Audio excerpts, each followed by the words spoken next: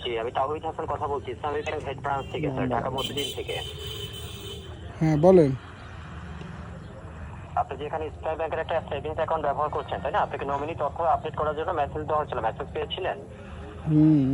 না মেসেজ পাইছি কিনা আমার জানা নেই, দেখার সময় পাইনি আসলে।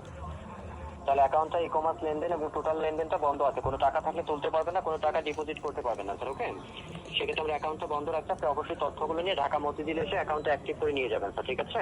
জি, এখন আমি তাহলে কি করব? মতিঝিল অ্যাক্টিভ করব?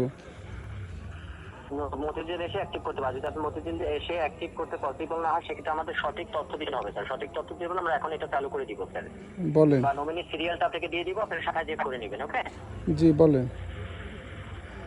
জি স্যার, আপনার এই অ্যাকাউন্টটা যখন করেছেন যে ভোটার আইডি কার্ডটা দিয়েছে, এটা কার্ড দিয়েছিলেন স্যার?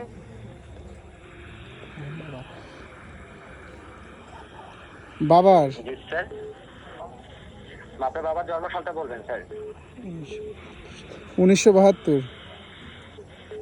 1972 তাই না? জি। ব্যাংক থেকে যে আপনারা একটা এটিএম কার্ড নিয়েছেন, কার্ডের ভ্যালিড ডেট এবং অবলিক ডেটটা জানাবেন স্যার।